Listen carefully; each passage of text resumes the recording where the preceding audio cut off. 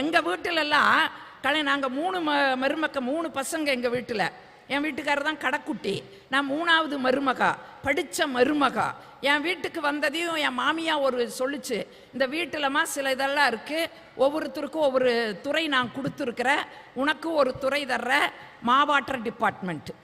எங்கள் வீட்டில் மாவாட்டுறதுன்னா கிரைண்டரு. எங்கள் மாமியா பொண்ணு பாக்கையிலேயே போட்ட முதல் கண்டிஷன் என்ன தெரியுங்களா? சாந்தாமணிக்கு சீர் செனத்தியாக நீங்கள் எதை வேணாலும் கொடுங்க, மிக்சி கிரைண்டர் கொடுக்கக்கூடாதுன்னுடுச்சு. ஏன்னா எங்கள் வீட்டில் கல்லில் தான் ஆட்டணும், அம்மியில் தான் அரைக்கணும். நான் யோசிச்சு பார்த்தேன், ஐயோ கல்லில் இப்போ நாங்கள் 16 மெம்பர்ஸு, ஒரு வெள்ளம் அரிசி போடணும். ஒரு வெள்ளம்னா தெரியுமா இன்னைக்கு இருக்கிற தலைமுறைக்கு? தெரியுமா? ஒரு வெள்ளம்னா 4 வடிங்க. 4 வடி சேர்ந்தது ஒரு வெள்ளம், 2 படி சேர்ந்தது பக்கா.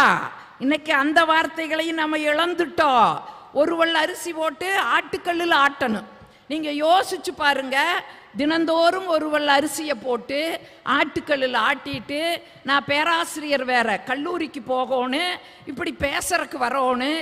எப்படி வர்றது?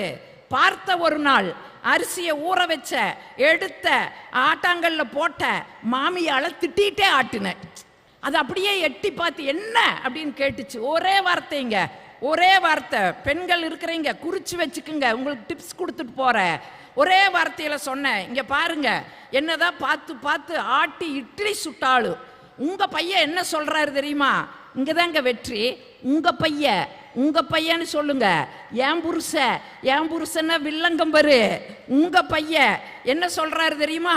எங்க அம்மா கை பக்குவம் இல்லை, எங்க அம்மா கை பக்குவம் இல்லைன்னு சொல்றாருன்னு சொன்னேன். அந்த அம்மாளுக்கு அவ்வளவு சந்தோஷம். அப்படியா சொன்னா என் பையன்? தள்ளு.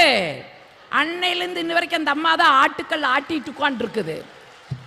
அம்மிக்கல்லுக்கு விடை கொடுக்கணும். தேங்காய் துண்டை எடுத்த, அம்மியில வச்ச, அந்த அம்மாவை அடிக்கிற மாதிரியே நினைச்சு அடிச்ச. அது இப்ப கேக்குது, என்ன சத்தம் என்ன அப்படின்னு கேட்டுச்சு. நான் சொன்னேன், இங்க பாருங்க, நான் என்னதான் பார்த்து பார்த்து சட்டினி அரைச்சாலும் உங்க பையன் என்ன சொல்றாரு தெரியுமா?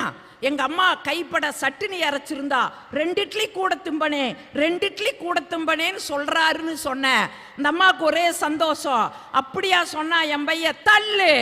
அன்னையிலேருந்து இன்ன வரைக்கும் அம்மியும் அந்த அம்மா தான் அரைச்சிட்டு உட்கார்ந்துட்டு இருக்குது.